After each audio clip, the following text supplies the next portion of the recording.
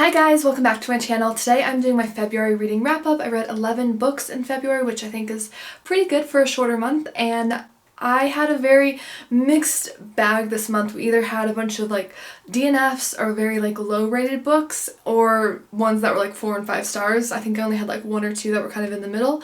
So we're gonna go and hop into those, and let's get started with the Jamaica Inn by Daphne du Maurier. So the Jamaica Inn is a gothic suspense novel with a good heaping dose of romance, I would say. A little more romance than my personal preference. I think I do prefer Rebecca and My Cousin Rachel, and even Frenchman's Creek for her other works that I've read, but this one was still good. I rated it 4 stars. Basically, this takes place with our main character Mary, who is 23 years old, and she has recently promised her mother, while her mother was on her deathbed, that she would go and stay with her aunt and uncle at the Jamaica Inn, and that was her mother's dying wish, and she chooses to honor that, so she travels out to a different part of the country entirely to stay with her aunt and uncle at the mysterious Jamaica Inn. And basically the Jamaica Inn it's got a bad reputation, it's very dubious, it's very mysterious, and her uncle is a deeply unlikable person, and I don't want to give much else away. I will say this book started out pretty slowly, it's definitely a more slow burn suspense, but you do have that immediate curiosity about the Jamaica Inn and all of its secrets, which I like. I feel like all of Daphne du Maurier's work is very much on the seaside and with these very iconic locations. So you have Manderley in Rebecca, you have Jamaica Inn here. I feel like she always has these very vivid atmospheric settings, which I think is just so incredible. You really feel like you're walking there, feel the rain, the cold, all of it. I really enjoyed this. It was, like I said, it was a little heavier in romance than I personally prefer, but the suspense was really good. The writing was beautiful and I really enjoyed it. I do feel like it could have been maybe a little shorter. I feel like she could have cut some of it a little bit down, and that would have made it maybe a little more suspenseful in my opinion, but overall still a 4-star read for me. Really enjoyed this. So a thriller that didn't go so well for me this month was The Last Party by Mackintosh, and basically this takes place with this fabulously wealthy man who goes missing at a party and is found dead, drowned in this lake. And it's actually kind of interesting how the mystery is set up, because the lake kind of crosses over into 2 jurisdictions for the police work, and basically the main people we're following in this story are a different officer from each side of those jurisdictions. And I DNF'd this. I got about 120 I think pages in, so I read a good over a third of this book. I think I gave it a fair shot. I liked it at first. I kind of was getting into the characters, but as the book went on, it was just dragging. There was nothing really thrilling about this, and to me this felt more like a traditional murder mystery than a thriller, because at no point, at least as far as I got into the book, did I feel like the characters were in danger or psychologically, they were being tormented, or there wasn't really that. To me at least, a thriller is usually a book where the main character or one of the characters is in immediate danger, whether it's physical, mental, psychological, etc., but they're usually in some kind of danger and you can feel this building dread around it. But there was nothing like that. It really just felt like more of a police mystery to me, which would have been fine because I obviously love mysteries, but I was so bored. And they had some interesting storylines behind the characters that the author was trying to build, and she dropped some good hints at first about the main characters and their backstories, but as we got into the backstories, I just found myself caring less and less and becoming more and more disinterested, and I didn't care. I didn't gel with it. It wasn't really what I was looking for, so I ended up DNFing it. A book that I did really love this month, this is A Game of Cones by Collette. I picked this out for a trip I was on this month as a book to read while I was traveling, and this was a great pick. It was really fun. This is the second book in the Ice Cream Parlor mystery series. Our main character in this is Bronwyn, and she is the manager of her family's ice cream parlor. I don't think she technically owns it, but she's the one managing it, running it, and kind of refreshing it and breathing new life into it. So in the first book she really changed the marketing, she revamped the entire place, redid the decorations, introduced new flavors of ice cream. Really fascinating. I love reading about that kind of thing, and I love how The covers in this series, I'm going to put the other two on screen so you can see the covers, but how stunning are the color selections. I love how simple like the artwork is, but the colors are so beautiful. Like the spine of this, like I love it. It's so beautiful. I love these books. They're so gorgeous. Basically, this book kind of involves the local businesses. So Bronwyn's ice cream parlor, which is Crew's Creamery, Crew's after her family's last name, is kind of in some trouble because the Crew's Creamery and the other local businesses are at like a threat basically of a local developer who wants to put like a big mall into the middle of their town, which will kind of take away that local charm and also possibly close down some of the businesses on the like main strip where the Crew's Creamery and other businesses are located. Her friend also has a business in this area and she's really worried about losing it. Unfortunately, the developer is found dead, and Bronwyn's one of her best friends is actually suspected as a prime suspect in this murder because they had like a falling out, and it was clear that her best friend was very upset about the idea of this mall being put in to the small town. There's also some family drama because Bronwyn's aunt comes back to town suddenly, and I guess she ran the ice cream parlor for a while, but then she like left and now she's back like bossing Bronwyn around and telling her that the things she changed are terrible and just being kind of a jerk basically. So I liked that. I love Bronwyn's family. I find her family to be very interesting, really fleshed out characters. I love Bronwyn's two best friends. They're both really unique, fun characters to follow, and I just think this is a really fun, charming mystery. I did have one complaint with the first book, which is that I feel like the mystery didn't quite come together. I didn't have that like aha moment. It just kind of lacked a little something for me, but this one definitely came together much better for me. So give this 4 stars. I really enjoyed it. Another book I read this month was called The Other Alcott by Elise Hooper, and this follows May Alcott, who is the youngest of the Alcott sisters. So Louisa May Alcott is in the same birth order as Jo in Little Women, and she based Amy March, who is kind of a dislikable character, especially in certain parts of the book, because she's also the youngest too, so I think she's the most immature, so that kind of comes through more so than the other characters, which I think is fair. I feel like most of us are pretty immature at 10 or 11, right? But it's based on her youngest sister in real life, May Alcott, and May is not very happy with the portrayal of herself. I probably wouldn't be either, but between all the sisters in real life, May is also an aspiring artist. So Louisa wants to be a writer and is a writer at this point where the book's starting, but May is kind of just getting started with her artistic journey. She wants to be like a painter or some kind of like illustrator or artist, and she travels over to Europe at one point, and this just kind of follows her life story, and a lot of it is her trying to get out from underneath her sister's shadow because Louisa is already so renowned as a writer at this point, and I really liked that. I thought it was a really good like kind of scrappy underdog story, so I was really rooting for May throughout the book. It really followed her life, I think from her being maybe like 18, like pretty young, like very young adult, to the end of her life, and I thought this was a really good historical fiction. I will say it was a bit slow.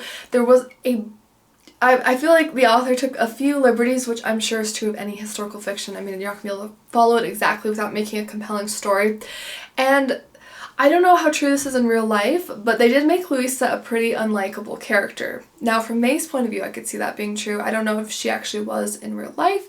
If she's like Jo, though, I could see her being like someone who could kind of, you know, rub people the wrong ways because she's so blunt. I could see that being a reality. But overall, I would say I'd give this like 3.5 stars. The main reason I rated it a little bit lower was because it was pretty slow. Like, I feel like at times I was kind of like, what is the plot line? Like, what am I kind of, besides her trying to become an artist, what was the overall like plot line? At some points it felt like it kind of lost focus on that. But overall, I really loved May as a character. I loved seeing her grow and like emerge as an artist because she became quite successful in her own right, and I really enjoyed it. It was good. If you're somebody who's fascinated with historical figures, if you like Little Women, I think you'd get a kick out of this historical fiction. One that I'm really sad I didn't like was Checked Out for Murder by Alison Brooke. I checked this out for my library. This is part of the Haunted Library Mystery Series. I believe it's book 4. I kind of jumped out of order at one point because the library didn't have this at first. So I requested it and I was disappointed with it. I'm really sad. Basically, this one takes place with her main character who's like a library director, and she works in a library that's actually haunted. She has a ghost friend, Evelyn, that she can talk to, which I think is really unique, and the other like patrons can't see the ghost, which I think is really fun. But I I read about 100 pages or so of this book and I just couldn't get into the storyline. Like, I just wasn't interested. I felt like the characters in this were getting kind of like very repetitive feeling. I felt like the conversations between characters were very monotonous. I just wasn't interested. And I really liked the other ones. I thought it was a really good mystery series overall, but this one definitely fell flat for me. I just didn't get into the plot. I found the conversations and characters to be kind of dull, and I just wanted something more from this, and it just didn't deliver for me. One that did deliver for me is Murder in a Scottish Garden by Traci Hall. I have the first book here, which is the Scottish Shire book, and I'll put the one I checked out from the library on screen. This is a really amazing series I've been enjoying. I read this one, I think, in January, and I am so excited to continue. Basically, our main character and this is Paisley, and she is a 28-year-old single mom living in Scotland with her 9-year-old son Brody and her grandfather, who's kind of floundering around. Like, he's lost his son. There's like some things going on in his life, so he's living with Paisley and Brody at the time, and they're starting to develop a relationship because they were very estranged previously, which I really like that familial element. I think it's really fun to read about. I get really like heartwarming moments when I'm reading about them. Basically, Paisley is worried though because her shop, which is called Cashmere Crush, it's a knitting shop, and she does like custom sweater orders, and she also sells like all the different, I think it's called skins or skins of yarn, and she sells all of those, and that's like their only income source because the grandfather's not able to work, and her son of course is 9 years old. So she's the only one who's supporting the three of them, and her shop is threatened because the landlord is telling her like she has to move out along with the other people on their like block. And so she's really concerned, and she keeps trying to contact the landlord to negotiate something and to work something out, but he's avoiding her messages. And she's not very happy about that. So she decides to go on a field trip with her son's class because they're actually visiting the Leary estate, and the Leary estate is the family's estate where her landlord actually lives. So great coincidence there. Unfortunately, while she's there, a dead body is discovered, and it's just a mess. It's a mess. The family drama in this, not between Paisley and her family, but the Leary family, fascinating. It's so fascinating. I absolutely loved it. I thought the family drama was really cool. Lady Leary, who's like the matriarch, scares me. She is really, really scary. She's like very stern. She will do like anything to protect her image, and it's fascinating. The scandals, the drama, everything. It was so good. I highly recommend it. I think I liked it even more than the first book, which I really, really liked this book, so I'm so excited for book 3 in this, and I can't wait to read more. A very well-loved book on BookTube and Book Talk that I recently read was Legends and Lattes by Travis Baldtree. I actually did a reading vlog where I read cozy mysteries this month and like cozy reads including Legends and Lattes. I'll link it above if you want to check it out. But I love this. This was a 5-star read for me. This was the coziest book. It's a cozy fantasy described as having like high like cozy vibes and like high world building but low stakes. So instead of a lot of fantasy novels where it's like, you know, the hero is fighting to the death to save everyone, you know, it's very like high stakes. This is a very cozy read, and I didn't know what to expect because most of the cozy books I read are cozy mysteries, so there's a lot of coziness, but there's also the mystery that's like the central plot. So I didn't know what to expect with Legends and Lattes because we have our main character Vivien, and she's an orc, and she's basically retired from being like an adventurer. So she was like a mercenary, an adventurer, like, you know, running around doing lots of crazy things, and she decides she wants to retire and live a cozier life. And she wants to open a coffee shop because on her travels she tried coffee for the first time and she fell head over heels for coffee.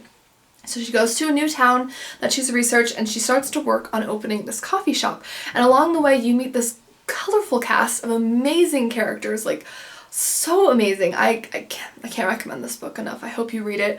It's really, really enjoyable, and I don't know, like, I mean, there is like some general plot lines alongside Vivien opening the coffee shop. You know, there is some amount of drama and different plot lines there, but overall it's a very laid back book, but you just feel like you're getting a warm blanket, like a big hug.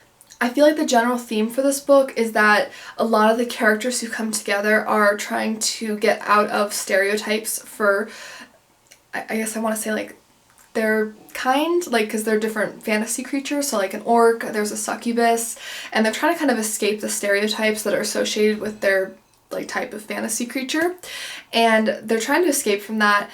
And, you know, like Vivien's trying to prove that she can live a very like upright, you know, life without violence, because orcs are usually kind of violent characters in like fantasy novels.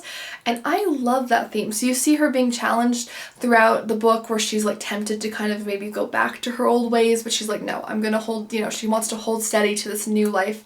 And I find that really inspiring, and it was just so cozy, and the writing was so enjoyable, and the style of writing, it was beautiful. You need to read it. You really should read it. It's really, really good. Another one I read this month and really loved was Live and Let Pie by Ellie Alexander. This is book 9 in the Bake Shop Mystery Series, which takes place in Ashland, Oregon. Our main character's Juliet, or Jules, has moved back to Ashland, Oregon in the first book, and she's working at her family's bake shop, Tort, with her mother and some other employees that you get to learn a lot about. The cast of characters in the Bake Shop Mystery Series are amazing. You really get to see the characters, the employees, her family like evolve over time. So I really recommend reading this series in order if you can. But Ashland, Oregon is a great setting. Like, they always have all these seasonal themes. I really, really love this. This one basically takes place where Jules is trying to take a picnic. She wants to take a relaxing little hike, a picnic, you know, have a nice time. And while she's near a lake, like trying to hike and find like a good spot, someone finds a skull, like a human skull, in the water and starts like screaming. And so of course she runs to help them, you know, call the police, and the mystery ensues. So this one involves like a cold case, and it also involves a modern day case, which I love. I personally love cold case mysteries, or especially ones that kind of like intertwine with a current mystery. I love that combination. I love that trope, and this did it really well. If you like a culinary cozy mystery and you love an amazing setting, Bake Shop Mystery Series, you can't go wrong. It's incredible. Another one I really loved this month that was a 5-star read for me was Hot and Sour Suspects by Vivien and Chien. This is part of the Noodle Shop Mystery Series. I did check that one out for my library, but this is the first one in the series, Death by Dumpling, and these have all been consistently like 4 to 5 stars for me. I love the series. It's so good. Our main character is Lana Lee, and she is in her late 20s, I want to say, and in the first book she has left her job and she's starting to work at her family's noodle shop, which isn't exactly where she saw her life going, but throughout the books we see that she starts to really thrive in her environment. And Hot and Sour Suspects involves her and her best friend Megan, who is her roommate. They are such a hoot together. I love the two of them. They're like partners in crime, and I love them. But her and Megan want to do like a speed dating contest at the noodle shop because Megan works in a bar, and the speed dating contest did really well there. So she's like, hey, why don't you drum up some more business during your slow season with a speed dating contest? Well, everything is going really well. You know, things are going great. Nothing's going wrong until they get a call after the speed dating contest from their friend Rena, who had gone to the speed dating contest, saying that the date she took home is dead. And she's, you know, as a prime suspect in the case. So Megan and Lana are on the case trying to help their friend Rena, who's also acting very suspicious, so they're just really worried about her. And it's a great mystery. If you love cozy mysteries that have like a lot of family like emphasis and like family working together, best friends working together, you'll really like this. I love the descriptions of the food, always makes my mouth water. Lana's a very relatable character. You know, she's definitely not a Mary Sue in any way. She's got her flaws. She's got days where she's like, do I have to get out of bed? She's got a bit of a donut addiction. So she is a very relatable character, and she also has a pug, which that just makes it all the better for me. But I highly recommend the Noodle Shop Mystery Series. The Hot and Sour Suspects is the latest book. It is book 8, but a new book is coming out this year called Misfortune Cookie, and I'm finally caught up on the series, and I cannot wait for the new release. Alright, and one more, we have The Woman in the Library by Sulari Gentill, and this is described, I believe, as like a thriller. Kind of like a closed room thriller. Basically, a woman in the library dies and nobody has seen anything, and there's the main character, we're reading from her perspective, and there's like 3 other people in the room that are like kind of strangers that she's just met, and they kind of become friends over this strange experience because, you know, like just odd experiences or very extreme experiences can really bond people together quickly because it's such an extraordinary situation to find yourself in. I didn't like this book. I did finish it. I would give it 1 or 2 stars. I can't remember if I gave it 1 or 2 stars on Goodreads, but it was not my favorite. And it's such a shame because it's kind of described as like a mystery within a mystery in a library, which is amazing. Everything I would like in a book, but I found this book, it really dragged. There also was normally I like this in a locked room kind of mystery where there's very few suspects, but this one actually really felt very limited because of the number of suspects actually like in the area, so it felt very limiting, which I don't normally find to be a problem, but for some reason it felt like we were going over the same theories and like ideas over and over and chasing like this kind of just beating a dead horse basically. It just felt like very repetitive, and a lot of the focus was on the main character developing relationships with the other people in the room with her in the library rather than the actual mystery. So it wasn't like there was really active like crime solving or like anything like that. It also didn't really feel like a thriller to me because we weren't ever really in danger. Like the characters weren't in danger, like the murder did happen near them, but like after that, you know, they're released from the library after they give like their statements and they go about their life. You know, like there's no, it felt really weird. It felt like they weren't trying to solve a mystery. They weren't in danger, really. It wasn't like a thrilling read for me. The characters were interesting. I thought the writing style was really enjoyable.